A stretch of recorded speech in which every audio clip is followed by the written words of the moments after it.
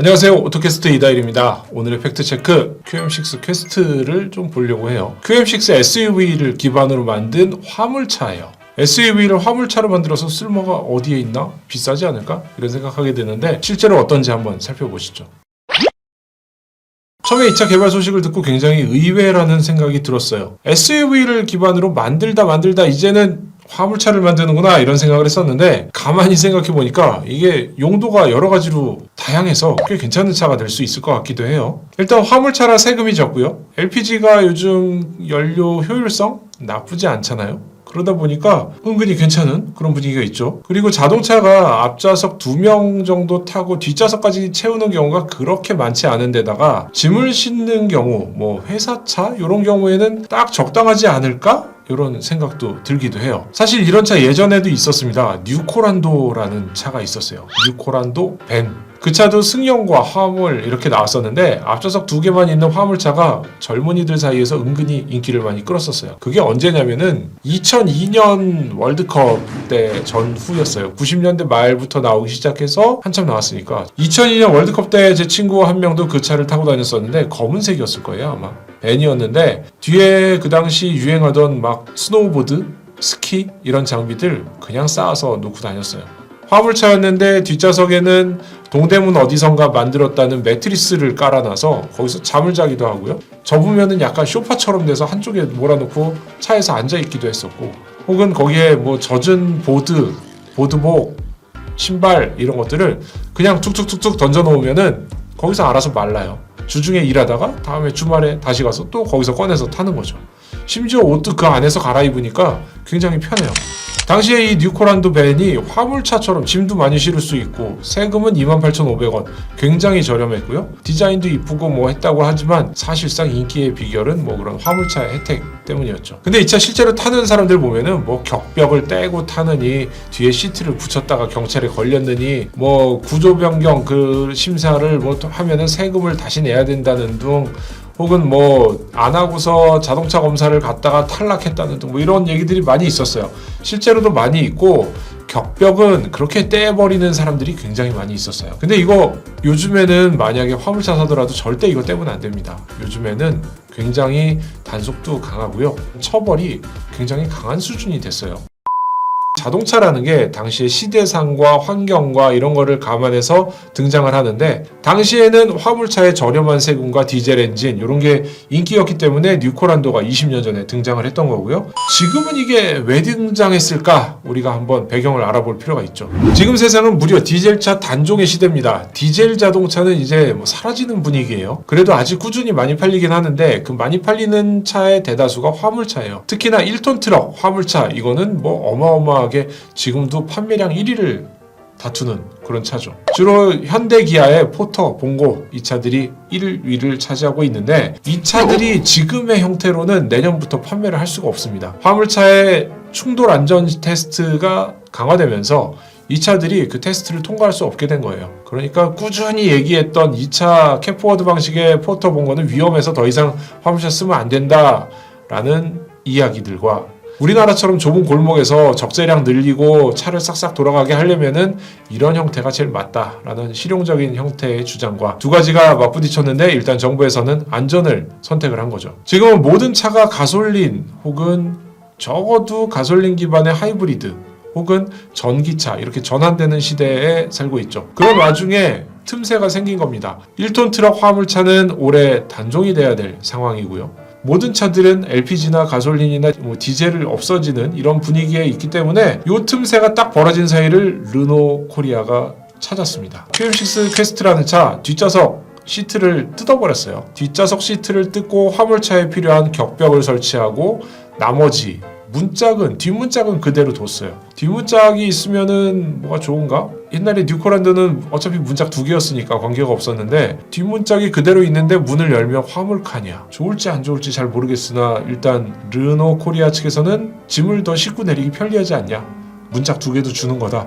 라고 얘기하고 있어요. 사실 이거는 뭐 짐을 더 싣고 내리기 편한 것도 맞고요. 뒷문짝이 있으면은 좀 더 편리한 점이 있긴 있겠죠. 근데 회사 입장에서도 문짝을 없애서 뒤를 어떻게 새로 디자인하고 차체를 다시 만드는 것보다 그냥 문짝 달아주는 게 더 저렴하다라고 판단을 했을 수도 있어요. 그래서 나온 차가 바로 이 차 QM6 퀘스트라는 거죠. 근데 이 차가 그 화물차가 되면서 얻어낸 혜택이 어마어마합니다. 일단 화물차라 구입할 때 부가세를 환급해줘요. 이거는 사업자 등록증이 있는 회사나 이런 곳에서 유용한 건데, 만약에 이 차가 2,600만 원 정도라고 한다면은 이 차의 그 가격의 10%, 뭐 한 230 얼마 정도? 이 정도는 다시 환급을 받을 수 있는 겁니다. 부가세 환급, 이거 꽤 강력한 혜택이죠. 그렇기 때문에 개인 사업자들은 부가세 환급 받을 수 있는 차, 렉스턴 스포츠 같은 차들을 사거나 아니면 9인승 이상 카니발 이런 차를 샀어야 되는데, 그렇게 큰 차 원하지 않고 그냥 가까운데 편하게 타고 다니고 짐도 좀 실었으면 좋겠는데 부가세 환급도 받을 수 있다. QM6 퀘스트, 이게 딱인 거죠. 취등록세도 승용차는 7%인데 이 차는 5%입니다. 2% 차이 꽤 커요. 그리고 여기에 더불어서 만약에 지금 노후 경유차를 갖고 있는데 이 차를 사기 위해서 폐차를 한다라고 하면은 최대 800만 원까지도 지원금을 받을 수가 있습니다. 요거는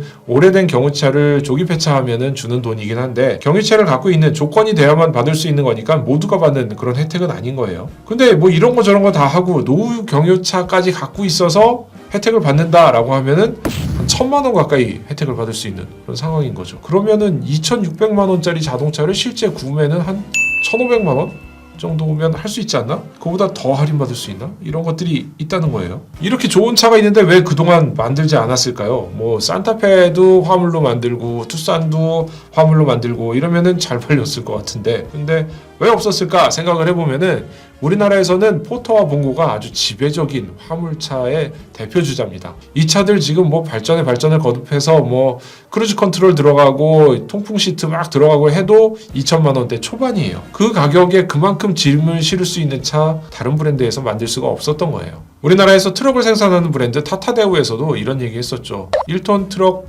도저히 이거를 인도에서 가져오건 어디서 가져와다 팔아도 현대기아의 그 차 봉고 포터의 가성비를 이기기가 힘들다. 거기다가 신차 개발해서 수지 타산을 맞추기는 쉽지 않은 일이다 라는 얘기를 했었어요. 다만 이 파워트레인이 상당히 그 개발에 걸림돌이 되는 건데, 이게 만약 전기로 바뀌어서 전기차가 된다면은 혜택이 좀 있지 않을까? 그래도 개발할 수 있지 않을까? 이런 생각을 할 수 있다는 거였어요. 근데 전기가 아니고 디젤 엔진 가져다가 이 차 경쟁하는 차 만든다. 이거는 거의 우리나라에서 불가능에 가까웠기 때문에 그동안 이런 차가 없었던 겁니다. 또 하나, 이 차 대신해서 SUV나 미니밴이 그 역할을 대신하긴 했어요. 예를 들어서 산타페 이런 차 사면서 시트 다 접어서 풀플랫으로 얼마나 짐 실을 수 있느냐, 이거 중요하게 생각하는 분들도 많이 있었고요. 카니발 역시도 시트 접어서 혹은 시트 떼버리고 캠핑이나 뭐 다른 용도로 활용하면서 4-5명 정도만 타면서 나머지 공간은 화물에 할애하는 그런 케이스들이 있었죠.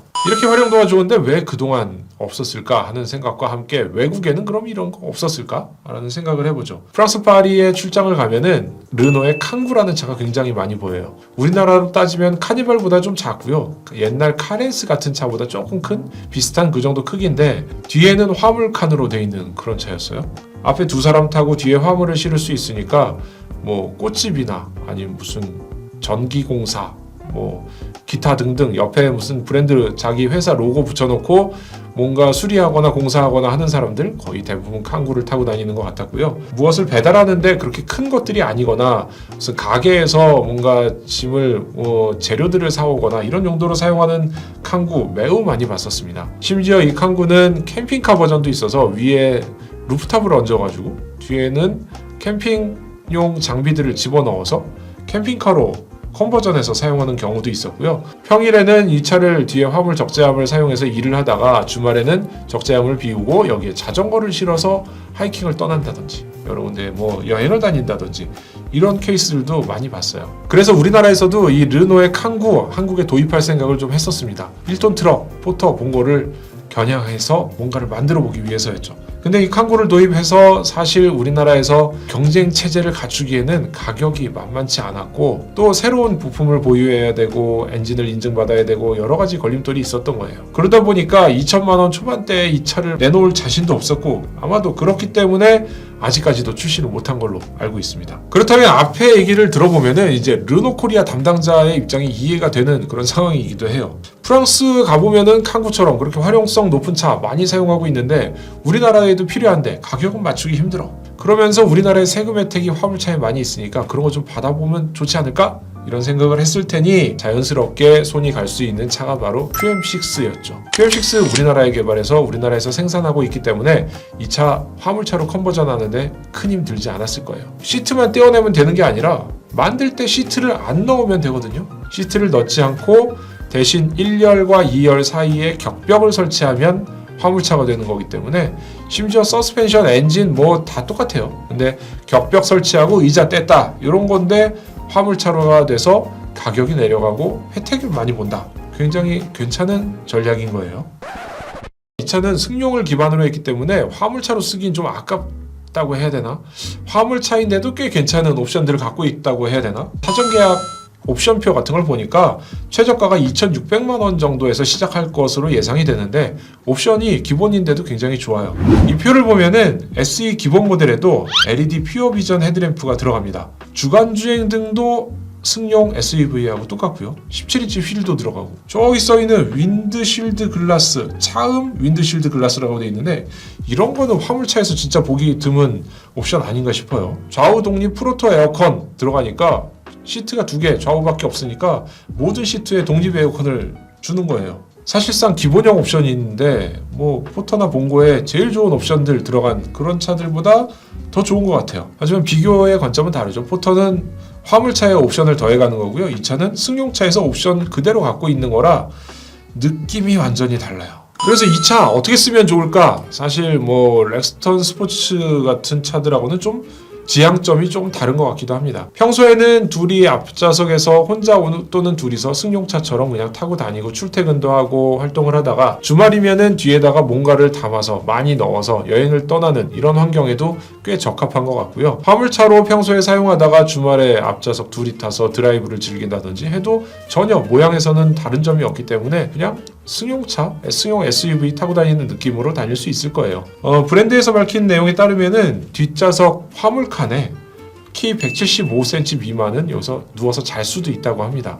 좀 구부러져서 자면은 좀 더 키 큰 사람도 자겠지만 평탄화가 얼마나 돼 있는지는 실제 차가 나와봐야 알겠지만 일단은 그렇게 평탄하지는 않은 것 같긴 합니다. 자전거 싣고 다니는데 뭐 예를 들어서 밖에 실어놓기는 곤란한 차들, 그런 1,000만원짜리 막 이런 2,000만원짜리 자전거들 이런 차 뒤에다가 쑥 집어넣어서 앞바퀴 떼어서 쑥 집어넣으면은 승용차 느낌 그대로 어디든지 달릴 수 있으니까 편할 것 같긴 해요. 그리고 또 뭐 사업상, 업무상 뭔가 짐을 실는 게 필요한데 시트 위에다 싣기 미안했던 짐들, 예를 들면 뭐 페인트라든가 컴프레셔라든가 혹은 공구통이라든가 뭐 기름이 묻는 무엇이라든가 이런 것들이 있었으면은 시트 위에 짐을 싣기 위해서 뭐 바닥 매트도 깔고 뭘 덮기도 하고 이렇게 하는데 결국엔 다 지저분해지긴 하거든요. 근데 그런 것들을 아주 안전하게 실을 수 있다는 점에서도 이런 화물차 뭐 혜택이라고 할 수 있겠죠. 그리고 요 얘기를 준비하다 보니까 요거 사장 입장에서도 꽤 괜찮은 차 같기도 해요.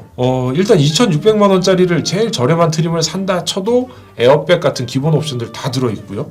안전사양 문제 없고 편의사양에서 일부 조금 뭐 통풍 시트가 없다던가 이런 거 있는데 에어컨 나오니까 좀 참으라고 하면은 뭐 되지 않을까 싶긴 한데 일단 2,600에서 부가세 빼면 2,300 얼마죠? 거기에 2,300을 만약에 5년 동안 회사의 회계 기준대로 감가상각을 한다라고 치면은 1년에 460만 원.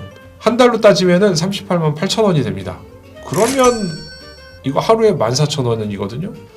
요 정도면은 꽤 괜찮은 메리트인 것 같기도 해요. 그리고 5년 타고서 팔면은 그래도 차가 바닥은 아니잖아요. 이게 돈이 빵은 아니니까 이거 괜찮을 것 같은데 우리도 사야 되나? 단 하나 이 차의 단점이 있습니다. 이 차는 화물차로 분류되기 때문에 고속도로나 자동차 전용도로에 1차로를 탈 수가 없습니다.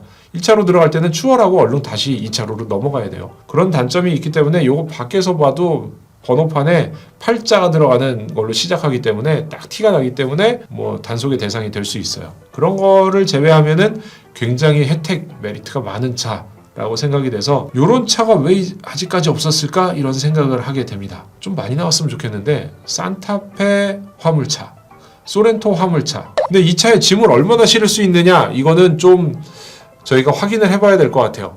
이 차의 모양이 화물차처럼 네모 반듯하게 생긴 게 아니라 위에는 좁고 아래는 넓고 이런 식의 사다리꼴로 생겼기 때문에 이 차의 실내 공간 재원표 상에서도 좀 차이가 납니다. 제일 긴 곳이 1760, 짧은 데는 1423이기 때문에 이래서 1.75m짜리 사람이 누워서 잘 수 있다는 거죠. 너비도 1261에서 1321이기 때문에 위에는 좁고 아래는 좀 더 넓고 이럴 거예요. 높이도 723에서 859mm입니다. 그러니까 트렁크 뒤쪽은 아마 좀 좁을 테고 높이가 낮을 테고 시트를 걷어낸 앞쪽으로 가면은 좀 더 높은 적재 공간이 나오지 않을까 싶어요. 여기 라면 박스를 엄청나게 실을 수 있다고 홍보를 해서 이거 라면 박스 실기 도전을 해보고 싶긴 한데 일단 시승차가 나오면 저희도 시승을 해보고 이 화물 적재 능력 어떤지 한번 확인해 보겠습니다. 팩트체크는 그때 또 이어가도록 하겠습니다. 지금까지 오토캐스트 이다일입니다.